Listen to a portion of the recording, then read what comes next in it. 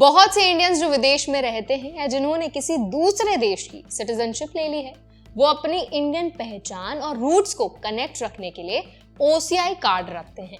लेकिन अक्सर कंफ्यूजन ये होता है कि ओसीआई कार्ड को कब रिन्यू कराना होता है, कब रीइशू होता है और क्या हर बार पासपोर्ट बदलने पर ओसीआई भी बदलना जरूरी है।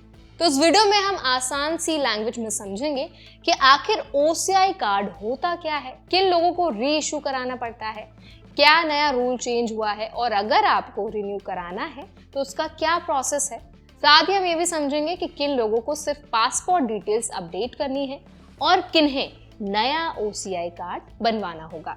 तो जल्दी से वीडियो को शुरू कर देते हैं। हाय, मेरा नाम है वर्षा दुबे और आप मुझे देख रहे हैं एनबीटी टेक एड पर। तो देखिए, सबसे पहले तो समझ लेते हैं कि ओसीआई होता कौन है, किसके पास होता है ओसीआई कार्ड। तो कोई भी व्यक्ति जिसने पहले इंडिया की सिटीजनशिप रखी हो या जिसके पेरेंट्स या ग्रैंड पेरेंट्स इंडिया से हो और अब वो फॉरेन पासपोर्ट होल्ड करता है, वो ओवरसीज सिटीजन्स ऑफ इंडिया यानी ओसीआई माना जाता है। ये व्यक्ति इंडियन ओरिजिन से कनेक्टेड रहता है और उसे कई सुविधाएं मिलती हैं, जैसे वीजा फ्री इंडिया ट्रैवल और लंबे समय तक इंडिया में स्टे करने की सुविधा। अब सबसे इंपॉर्टेंट पॉइंट, रिन्यूअल कब जरूरी है।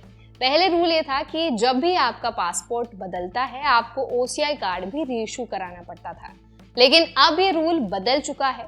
अब आपको ओसीआई कार्ड को सिर्फ एक बार रीइशू कराना है और वो तब जब आपका नया पासपोर्ट 20 साल की उम्र के बाद जारी होता है। मतलब अगर आपको आपका ओसीआई कार्ड 20 साल की उम्र से पहले मिला था और अब आपने 20 की उम्र के बाद नया पासपोर्ट लिया है तो आपको ओसीआई कार्ड को रीइशू कराना होगा। लेकिन अगर आपका ओसीआई कार्ड 20 साल की उम्र के बाद बना है तो हर पासपोर्ट अपडेट्स पर नया ओसीआई बनवाने की जरूरत नहीं है। पहले कंडीशन थी कि 50 साल की उम्र के बाद भी ओसीआई को रीइशू कराना पड़ेगा, लेकिन अब ये रूल हटा दिया गया है, यानी अब एज 50 की कंडीशन खत्म हो चुकी है। ये चेंज इंडियन कम्युनिटी के लिए काफी रिलीफ है, क्योंकि पहले हर बार पासपोर्ट बदलने पर पेपर वर्क और कॉस्ट दोनों लगते थे।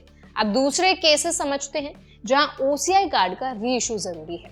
अगर आपका ओसीआई कार्ड खो गया है, डैमेज हो गया है, तो नया बनवाना पड़ेगा। अगर आपने अपना नाम चेंज कर लिया है, चाहे मैरिज की वजह से या किसी और वजह से, तो भी आपको ओसीआई रीइशू कराना होगा। अगर आपकी नेशनैलिटी चेंज हुई है तो भी ओसीआई रीइशू कराना पड़ेगा। बस एक कंडीशन है, नेशनैलिटी पाकिस्तान या बांग्लादेश की नहीं होनी चाहिए।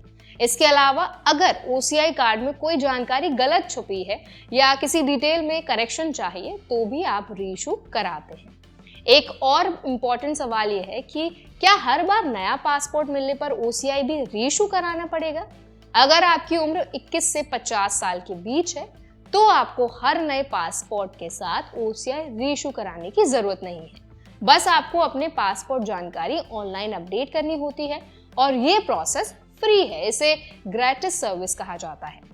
मतलब 21 से 50 के बीच पासपोर्ट डिटेल्स सिर्फ ऑनलाइन अपडेट करनी है, नया कार्ड बनवाना जरूरी नहीं है। लेकिन अगर कोई चाहे तो इस एज ग्रुप में भी नया ओसीआई बनवा सकते हैं, ये ऑप्शनल है। अब बात करते हैं रीइशू और अपडेट्स की प्रोसेस की। इसके लिए आपको विजिट करना है ociservices.gov.in। यहाँ पर आप ओसीआई मिसलेनियस एप्लीकेशन ऑप्शन चुनेंगे, फिर आप अपना पासपोर्ट, नई फोटोग्राफ और रिक्वायर्ड डॉक्यूमेंट्स अपलोड करेंगे। अगर आपका केस रीइशू वाला है तो एप्लीकेशन फीस जो है वो लगेगी, लेकिन अगर सिर्फ पासपोर्ट डिटेल्स अपडेट करनी है तो ये सर्विस बिल्कुल फ्री है।